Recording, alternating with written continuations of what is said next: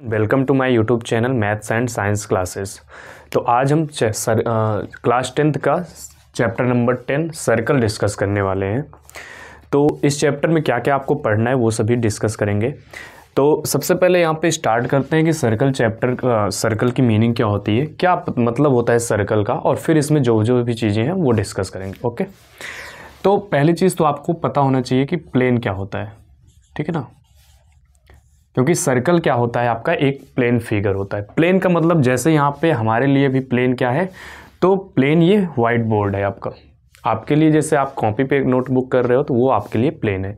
मतलब प्लेन क्या है, एक स्मूथ सरफेस होती है जिसमें हम कोई भी फिगर क्या करते हैं, ड्रा करते हैं। ओके, तो ये प्लेन होता है। अब यहाँ पे ये जो बोर्ड है आपका, ये है 2D प्लेन, दो डायमेंशन है यहाँ पे, एक हॉरिजॉन्टल और एक वर्टिकल, एक्स एक्सिस और वाई एक्सिस की तरह काउंट कर सकते हो। तो ये 2D प्लेन है। तो सर्कल क्या होता है, एक 2D फिगर होता है, इसको हम 2D प्लेन में ड्रा कर सकते हैं। ओके, तो सर्कल प्लेन फिगर हुआ, पहले ये पता चला। अब सर्कल की डेफिनेशन क्या होती है, क्या मतलब होता है सर्कल से, ये देखते हैं। देखो सर्कल होता क्या है, सबसे पहले तो आपको पता चल गया कि हमारे पास एक प्लेन है जिसमें हम ये ड्रा करेंगे, ये सर्कल पढ़ेंगे। तो किसी 2D प्लेन में, किसी भी प्लेन में सर्कल क्या होता है, किसी भी प्लेन में कलेक्शन ऑफ ऑल पॉइंट्स, अलग अलग पॉइंट्स ले लेंगे। जैसे ये प्लेन है आपका, इस प्लेन पे हम क्या कर रहे हैं, बहुत सारे पॉइंट ले रहे हैं, ठीक है ना। और किसके अराउंड पॉइंट ले रहे हैं, तो एक यहाँ पे पॉइंट कर देते हैं, इसको फिक्स कर देते हैं। मतलब किसी प्लेन में एक फिक्स पॉइंट से चारों तरफ अलग अलग जो पॉइंट्स मिले हैं, इन पॉइंट्स का कलेक्शन। और ये पॉइंट्स कैसे हैं, इन पॉइंट्स की डिस्टेंस इस फिक्स पॉइंट से क्या है, कांस्टेंट है। मतलब किसी भी प्लेन में जितने भी पॉइंट्स मिले उनका कलेक्शन, और वो पॉइंट्स कैसे होने चाहिए, ये सभी जो पॉइंट्स हमने यहाँ पे ड्रा किए हैं, इन सभी पॉइंट्स की डिस्टेंस इस पॉइंट से हमेशा क्या होगी, फिक्स डिस्टेंस होगी, ठीक है ना। डिस्टेंस क्या होगी, फिक्स होगी। मतलब चाहे जहाँ पे, जैसे ये वाले पॉइंट की डिस्टेंस इस पॉइंट से क्या होनी चाहिए, जितना यहाँ से यहाँ तक की डिस्टेंस है उतनी होनी चाहिए, मतलब फिक्स होनी चाहिए। और ये पॉइंट भी, ये वाला पॉइंट क्या होना चाहिए, ये फिक्स होना चाहिए। तो collection of all points in a plane from a fix points, और ये फिक्स पॉइंट से क्या होनी चाहिए, फिक्स डिस्टेंस पे होनी चाहिए। तो इन सभी पॉइंट्स का जो कलेक्शन मिलेगा, तो ये इनका अगर हम कलेक्शन अभी बनाएं तो ये क्या ड्रा हो जाएगा, आपका सर्कल बन जाएगा, ठीक है ना। तो सर्कल क्या होता है, सर्कल बेसिकली क्या है, एक फिक्स पॉइंट के चारों तरफ, एक फिक्स के अराउंड जितने भी पॉइंट्स मिल रहे हैं उनका कलेक्शन है, और इस फिक्स पॉइंट से इन सभी पॉइंट्स की जो डिस्टेंस है वो भी क्या होनी चाहिए, कांस्टेंट होनी चाहिए। तो ये तो सर्कल की डेफिनेशन हुई, आप पहले से भी जानते होंगे। अब यहाँ पे इस फिक्स पॉइंट को सबको पता है, इसका नाम क्या होता है, तो इसका नाम होता है सेंटर, इसको सेंटर ऑफ द सर्कल। और ये जो फिक्स डिस्टेंस है इसको क्या कहते हैं, इसको आपको पता है कि इसको रेडियस बोला जाता है, ठीक है ना। तो ये बेसिक सी बात हो गई कि सर्कल होता क्या है। लेकिन यहाँ पे जो 10th क्लास में आपको पढ़ना है वो सर्कल की बेसिक चीज़ें नहीं पढ़ना है। यहाँ पे डेफिनेशन तो हम एक बार रिकॉल कर लिए कि होती क्या है, लेकिन आपको 10th में जहाँ से पढ़ना है वो आपका है इंटरेक्शन बिटवीन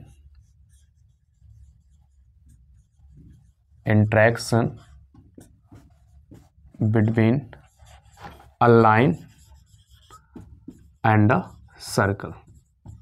इसका मतलब क्या है कि मतलब यहाँ पे आपको एक सर्कल और एक लाइन के बीच का इंटरेक्शन पढ़ना है, कि एक सर्कल गिवन है आपको प्लेन में और एक लाइन गिवन है, एक स्ट्रेट लाइन गिवन है, तो उनसे क्या क्या चीज़ें हो सकती हैं, है ना। जैसे आपने देखा होगा कि आपकी टेक्स्ट बुक में कई सारी चीज़ें लिखी हैं, टेंजेंट, सीकेंट, इंटरसेक्टिंग लाइन्स। तो ये सब क्या होता है, मतलब आपको सर्कल और लाइन का इंटरेक्शन पढ़ना है। अब यहाँ पे क्या कंडीशन हो सकती है वो देखते हैं। जैसे मान लो कि प्लेन है ये, इस प्लेन में एक सर्कल ऐसे है और एक लाइन ऐसे आपको ये भी गिवन है, ठीक है ना।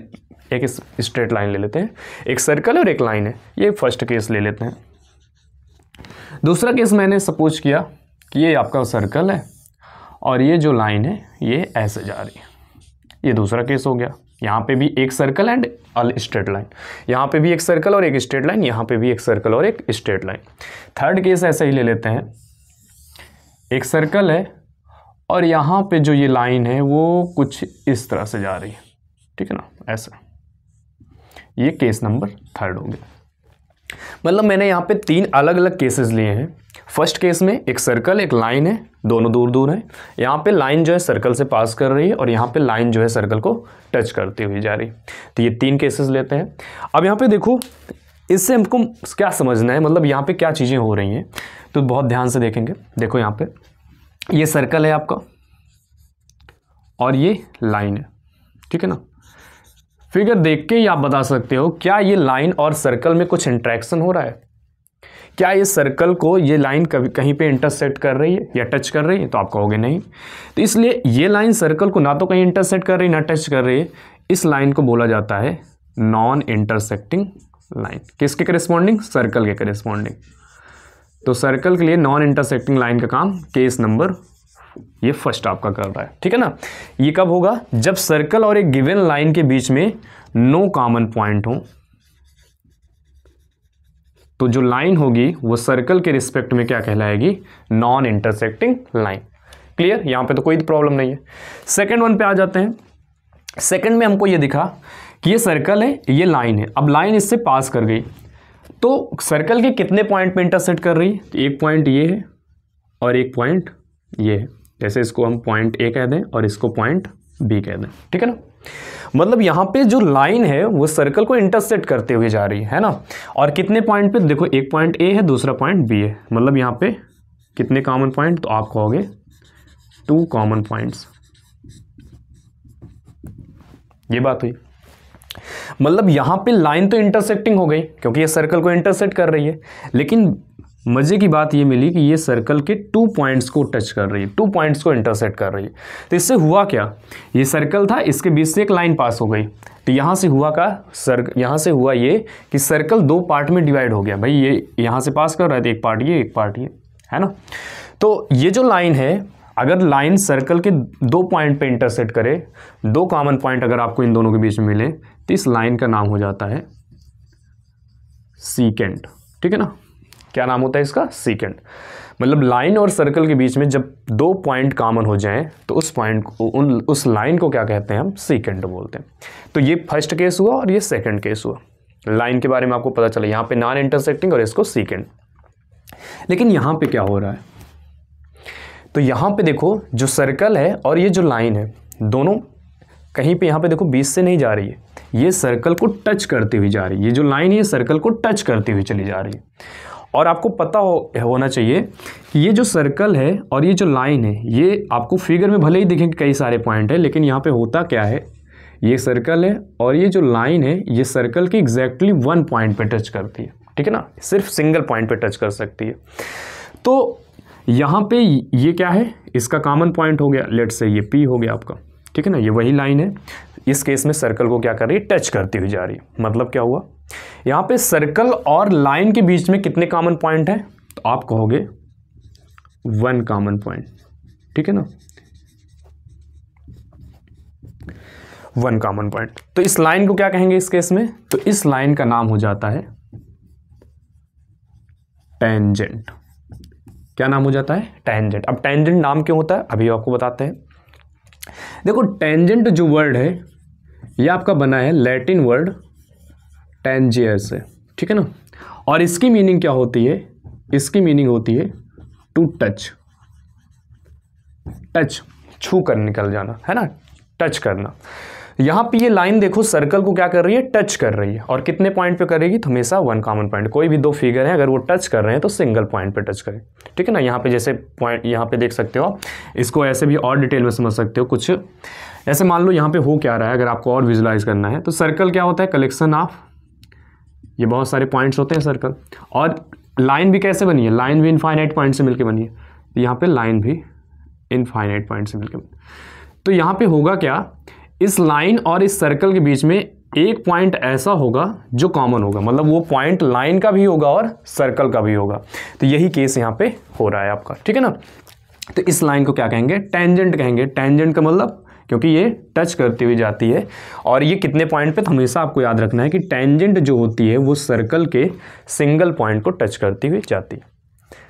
तो ये आपको अभी यहाँ पे क्लियर हुआ कि एक लाइन और एक सर्कल के बीच में क्या इंटरेक्शन हो सकता है। तो 3 केसेस आपको बताए गए। फर्स्ट नॉन इंटरसेक्टिंग, सेकंड यहाँ पे सीकेंट और थर्ड यहाँ पे टेंजेंट का केस।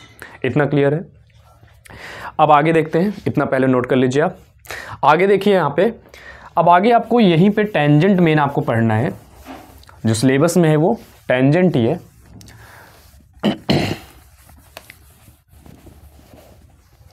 यहाँ पे आपको एक चीज़ ये पढ़ना है कि जो टेंजेंट होती है सीकेंट का स्पेशल केस होती है। सीकेंट का मतलब क्या था कि एक लाइन जो सर्कल को इंटरसेक्ट करती हुई जा रही है ना, 2 पॉइंट पे इंटरसेक्ट। ये पॉइंट ए लिया था मैंने और ये पॉइंट बी लिया था, ठीक है ना, और इसको क्या बोले थे, इसको सीकेंट कहा था। ओके, मैं यहाँ पे क्या कह रहा हूँ कि जो ये टेंजेंट लाइन मिली है ना, ये टेंजेंट लाइन इसी सीकेंट का स्पेशल केस है। स्पेशल केस का मतलब क्या हुआ, क्या मतलब हुआ स्पेशल केस, देखते हैं। यहाँ पे देखो ये सर्कल है, ये लाइन ऐसे बीच से पास करिए, कहीं से पास करिए 2 पॉइंट पे, है ना।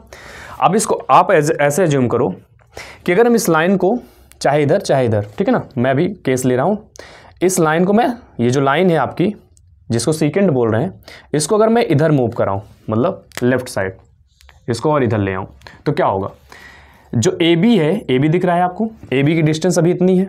जैसे जैसे इस लाइन को हम इधर ले आएंगे, इधर मूव कराएंगे, तो ये लाइन इधर आएगी, फिर इधर आएगी, फिर इधर आएगी, मतलब ए बी की डिस्टेंस लगातार कम होती जाएगी। जैसे मान लो सपोज दैट यही सीकेंट अगर हम इसको इधर से मूव करा दें तो क्या होता, तो अब देखो यहाँ पे ये ए की पोजीशन यहाँ हो गई और बी की पोजीशन यहाँ हो गई। अब देखो ए बी के बीच की डिस्टेंस कम हो गई, फिर यहाँ पे इसको और इधर मूव कराओ और इधर मूव कराओ। एक केस ऐसा आएगा, एक केस ऐसे आएगा जब इस ए बी कॉर्ड के जो 2 एंड पॉइंट हैं, इस ए बी कॉर्ड के जो 2 एंड पॉइंट हैं, that is point A and point B, ये दोनों कोइंसाइड करेंगे। मतलब ये जो लाइन है इसको आप इधर मूव करा रहे हो ऐसे। एक केस ऐसा आएगा जब ए और बी एक ही पॉइंट पे होंगे, मतलब जैसे यहाँ पे। अब इसको और इधर ले जाएंगे तो क्या हो जाएगा, ये ऐसे ऐसे निकल जाएगा, है ना। तो यहाँ पे यहीं पे ए होगा आपका और यहीं पे क्या होगा, बी होगा। मतलब जब हमने सीकेंट को इधर धीरे धीरे इसको इधर की तरफ लेफ्ट साइड या ऐसा आप राइट साइड भी कर सकते हैं, इसको मूव कराएंगे तो ये जो कॉर्ड ए बी है, इन दोनों का एंड पॉइंट ए और बी पॉइंट, ये दोनों कोइंसाइड कर जाएंगे और यही स्पेशल केस क्या बन जाएगा। अब ये देखो सीकेंट क्या कहलाएगी, अब यहाँ पे सिर्फ एक कॉमन पॉइंट मिल रहा है, तो इसलिए इसका नाम क्या पड़ जाएगा, टेंजेंट पड़ जाएगा। तो सीकेंट का स्पेशल केस क्या हो जाता है, टेंजेंट हो जाता है। सीकेंट में 2 कॉमन पॉइंट होते हैं, लेकिन जब यही दोनों कॉमन पॉइंट कोइंसाइड कर जाएं तो एक ही पॉइंट हो जाएंगे और वो केस बन जाएगा आपका टेंजेंट का। ओके, तो इतना बात क्लियर हुई। अब नेक्स्ट चीज देखते हैं। जैसे देखो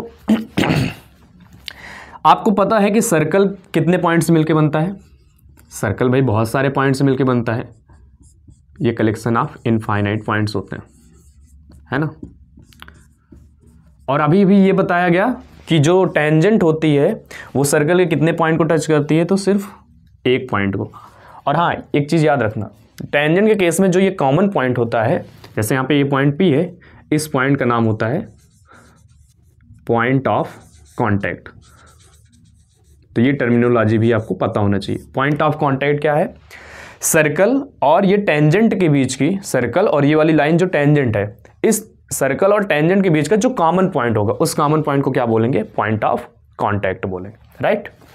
अब सर्कल कितने पॉइंट से मिलकर बनता है, सर्कल इनफाइनाइट पॉइंट से मिलकर बनता है। और जो ये टेंजेंट है ये सर्कल के कितने पॉइंट को टच करती है, सिंगल पॉइंट के। तो बात ये आती है कि जैसे आपको एक सर्कल दे दें, ठीक है ना, और उस सर्कल पे कहें टेंजेंट बनाओ, जैसे ये सर्कल है, तो इस सर्कल से इस सर्कल पे आप कितनी टेंजेंट बना सकते हो, मतलब अ सर्कल हैव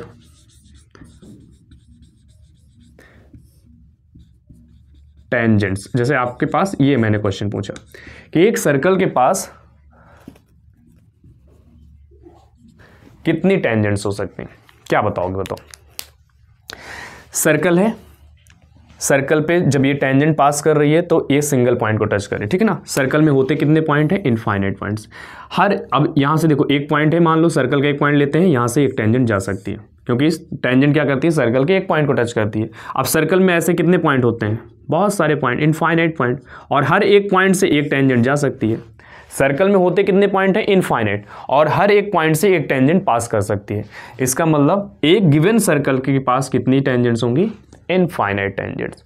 लेकिन एक सर्कल के एक पॉइंट से कितनी टेंजेंट होंगी, तो सिर्फ 1 टेंजेंट होंगी। दोनों में डिफरेंस समझ में आया। एक सर्कल में टोटल कितनी टेंजेंट बन सकती हैं, तो वो इनफाइनाइट हुई। लेकिन एक सर्कल में, एक सर्कल के सिर्फ एक सिंगल पॉइंट पे, जैसे ये सर्कल है, इस पे सिर्फ इस पॉइंट पे कितनी टेंजेंट बन सकती है, तो यहां पे सिर्फ 1 टेंजेंट बन सकती है, राइट। और हर एक पॉइंट पे एक एक टेंजेंट बन सकती हैं। तो सर्कल के पास होते कितने पॉइंट हैं, इनफाइनाइट पॉइंट, हर एक पॉइंट पे एक टेंजेंट, तो इनफाइनाइट पॉइंट पे कितनी टेंजेंट्स, इनफाइनाइट टेंजेंट्स। तो एक सर्कल के पास कितनी टेंजेंट्स होती हैं, इनफाइनाइट टेंजेंट। ओके, तो ये थोड़ा सा बेसिक इंट्रोडक्शन था टेंजेंट के बारे में।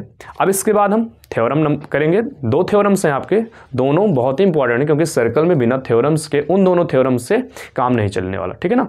तो इतना नोट करिए, फिर हम थ्योरम नंबर 1 करते हैं।